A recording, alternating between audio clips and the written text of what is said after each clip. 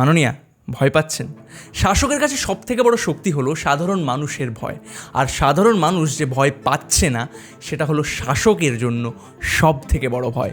আর সেই ভয় থেকেই আপাতত চেষ্টা চলছে সমস্ত রকমের প্রতিবাদী কণ্ঠস্বরকে দাবিয়ে দেওয়ার। গতকাল ডুরান্ড কাপের ডার্বি ম্যাচ ছিল ইস্টবেঙ্গল আর মোহনবাগানের মধ্যে, যেখানে দুই প্রধানের সমর্থকরা ডিসিশন নিয়েছিলেন যে গ্যালারি থেকে উঠবে একটাই আওয়াজ, দুই গ্যালারির এক স্বর, জাস্টিস ফর আরজি কর। দেখুন, আমরা সকলেই জানি যে ফুটবল মাঠের থেকে বেশি আবেগপ্রবণ জনতা খুব কমই হয়। একবার ভেবে দেখুন তো, যুবভারতী ক্রীড়াঙ্গন থেকে 70,000 মানুষ একসাথে সমস্বরে যদি চিৎকার করতেন জাস্টিস ফর আরজি কর, তাহলে সেই চিৎকারের ইম্প্যাক্টটা কী হতো? ফুটবল একটা ইন্টারন্যাশনাল খেলা, এবং ইস্টবেঙ্গল ভার্সেস মোহনবাগান ম্যাচে যদি এত জোরালো একটা আওয়াজ উঠতো তবে তা সারা বিশ্বের কাছে পৌঁছে যেত। কিন্তু তা কি আর হতে দেওয়া যায়? তাহলে তো মুখ পুড়বে। তাই বলা হলো পুলিশ নিরাপত্তা দিতে পারবে না, ম্যাচ ক্যান্সেল। জনগণের কণ্ঠস্বরকে এত ভয় পাচ্ছেন, যারা রাস্তায় নেমে বিচার চাইছে তাদের আওয়াজকেই বন্ধ করে দেওয়ার চেষ্টা করছেন। সদ্য প্রতিবেশী দেশে কি হয়েছে দেখেছেন তো? কোটা অবসান আন্দোলন ঠিক কিভাবে যে হঠাৎ করে প্রধানমন্ত্রী হাঁটাও আন্দোলন হয়ে গেল সেটা কিন্তু শাসক গোষ্ঠী বুঝতেও পারেনি। আজ যারা ন্যায্য বিচারের দাবিতে রাস্তায় নেমেছে তাদের যদি বারবার আটকান, বারবার বাধা দেন, তাহলে তারা কাল আরও বড় কোনো দাবি নিয়ে রাস্তায় নামবে না, আপনি শিওর তো? তখন কি করবেন? যখন ম্যাচ ক্যান্সেল হওয়ার খবর এলো তখন দুই প্রধানের সমর্থকরাই জানালেন যে মাঠ থেকে না হয় আওয়াজ উঠবে না, কিন্তু রাস্তা থেকে তো উঠতে পারে। আফটারঅল রাস্তায় নেমে প্রতিবাদ করার অধিকার একজনের তো খালি এমনটা না। ডাক এলো, মাঠের লড়াই পথে হবে, বন্ধু এসো খেলা হবে। গতকাল বিকেলে যুবভারতী ক্রীড়াঙ্গনের সামনে এলেন হাজার হাজার ফুটবল প্রেমী সুবিচারের দাবিতে। তাদের সামলানোর জন্য এত পুলিশ মোতায়েন করা হলো যে সমর্থকরা বললেন জেনারেলি ডার্বি ম্যাচেও এত পুলিশ থাকে না। তারপর সমর্থকদের দাবি একটাই যে এত নাটক করার কি ছিল, ম্যাচটা করে দিলেই পারতেন। ও না, সুরক্ষা দিতে পারবে না, ওসব কি আর সত্যি? আসলে তো কণ্ঠস্বর আটকে দেওয়ার চেষ্টা, কিন্তু তা তো হলো না। ঝড়, জল, বৃষ্টি, 163 ধারা সব উপেক্ষা করে মানুষ এলেন মাঠে বিচার চাইতে।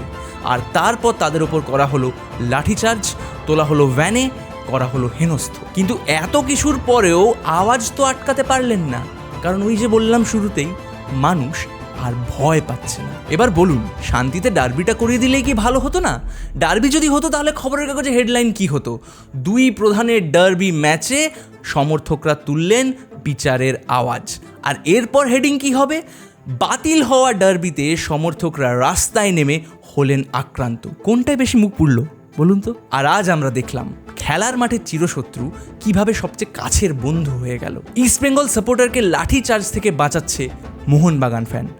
মোহনবাগানের পতাকা যখন আকাশে উড়ছে তখন ঝাঁপিয়ে সেটাকে মাটিতে পড়া থেকে বাঁচিয়ে নিচ্ছেন ইস্টবেঙ্গল ফ্যান। এবং প্রিজন ভ্যানে কোন দলের সমর্থক আছে সেসব না দেখে প্রিজন ভ্যানকে ঘিরে আটকে দাঁড়িয়ে আছে আপামর ফুটবল প্রেমী। কারণ তাদের দাবি একটাই, বাঙাল ঘটি এক স্বর, জাস্টিস ফর আরজি কর। বলছি, মাঠের খেলা তো আটকালেন, কিন্তু খেলা তো হলো, আর সত্যি ভয়ঙ্কর খেলা হলো।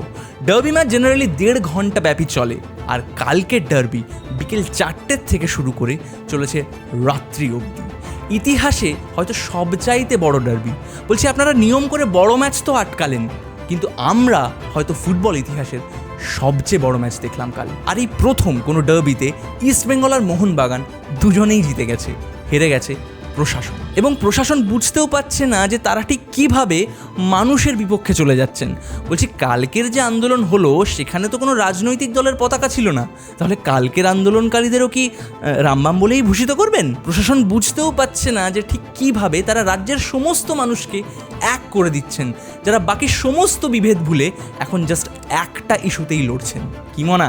বলছি, বাঙাল ঘটি সবাই মিলে একসাথে বেঁকিয়ে দিল। তাই বলছি শুনুন, বিচার চেয়ে নিজেদের বিরুদ্ধেই রাস্তায় নেমে কোনো লাভ নেই। সেই রাস্তায় নেমে বিচার চাওয়ার দায়িত্বটা সাধারণ মানুষই নিয়ে নিয়েছে। আর এর মধ্যে এসেছেন একদল মানুষ যাদের দাবি আগেও তো অনেক দেখেছি, কিছুই তো হয় না। বলছি, আপনারা আগে এরকম হতে কোনোদিনও দেখেছেন? আগে কোনোদিনও দেখেছেন 2 বছর থেকে শুরু করে 80 বছর বয়সী একজন রাত্রি 12টার সময় নিজের অধিকারের জন্য রাস্তায় নামছে? আগে কোনোদিনও দেখেছেন যে একদিন একটা জায়গায় লাঠিচার্জ খাওয়ার পর একটা গোটা জেনারেশন আবার পরের দিন বেরোচ্ছে অন্য জায়গায়, মার খাচ্ছে, প্রিজন ভ্যানে উঠছে, তারপর আবার একদিন বেরোচ্ছে? দেখেছেন কোনোদিনও? আপনি দেখে থাকতে পারেন মশাই, আমি আমার জীবনকালে কোনোদিনও দেখিনি। দেখুন মশাই, আপাতত দুটোই দাবি। প্রথম দাবি সিবিআইয়ের কাছে, দ্রুত তদন্ত হোক এবং দোষীদের দৃষ্টান্তমূলক শাস্তি হোক। আর দ্বিতীয় দাবি, তিলোত্তমার বিচারের জন্য যে আওয়াজ উঠে আসছে সেটাকে আটকে দেওয়া চলবে না। People should not be afraid of their government should be afraid of their people. বিচারের লড়াইটা এখন প্রত্যেকটা মানুষের নিজস্ব লড়াই হয়ে গেছে। মানুষকে সেই লড়াইটা লড়তে দেওয়া হোক, বাকিটা মানুষ নিজেই বুঝে নেবে। লাস্টলি একটু অতীতে ফিরে যাই। 2022 সালে যখন শিক্ষক নিয়োগ দুর্নীতি কাণ্ডে পার্থ চট্টোপাধ্যায়ের বাড়ির থেকে কোটি কোটি টাকা উদ্ধার হচ্ছিল, তখন আমি একটা কথা বলেছিলাম, যিনি ঘাড় না নাড়লে দলের মধ্যে একটা পাতাও পড়ে না, যিনি সবাইকে এসে বলেন আমাকে দেখেই ভোট দাও, তিনি বলছেন আমি এসব কিছু জানি না। তার দলের একজন মন্ত্রী এত বড় দুর্নীতি করছেন এবং তিনি কিছু জানেন না, এও কি সম্ভব? আজ বিভিন্ন সংবাদ মাধ্যমে আর.জি. কর মেডিকেল কলেজে বহু বছর ধরে চলে আসা যেসব দুর্নীতির অভিযোগ আমরা দেখতে পাচ্ছি, তার কিছু শতাংশ অভিযোগও যদি সত্যি বলে প্রমাণ হয়, তখনও কি তিনি দাবি করবেন আমি কিছু জানতাম না? মানে মেডিকেল কলেজে কি চলছে সেটা যদি স্বাস্থ্যমন্ত্রী না জানেন, তাহলে আমরা কার কাছে জবাব চাইতে যাব বলুন তো? এরপরও তো একটাই অপশন থাকে, মুখ্যমন্ত্রীর কাছে জিজ্ঞেস করা। হ্যাঁ, কি বলেন? স্বাস্থ্যমন্ত্রী নিজেই মুখ্যমন্ত্রী? আর.জি. করের লড়াইটা এখন আমাদের সবার লড়াই হয়ে গেছে এবং জয় কলকাতা ফুটবল, তোমরা আজ দেখিয়ে দিয়েছো। আমরা আর.জি. কর কলেজে গিয়ে একটা মানুষ কী ভাবছে এপিসোড বানিয়েছিলাম, সেটা যদি তোমরা না দেখে থাকো দেখতে পারো।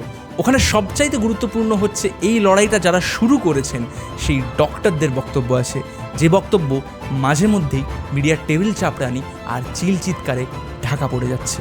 তোমরা যদি এখনও না দেখেছো তাহলে এই ভিডিওটা দেখো এবং তার বক্তব্যগুলো শোনো। সবাই এই দুঃসময়ে খুব ভালো থেকো, টাটা।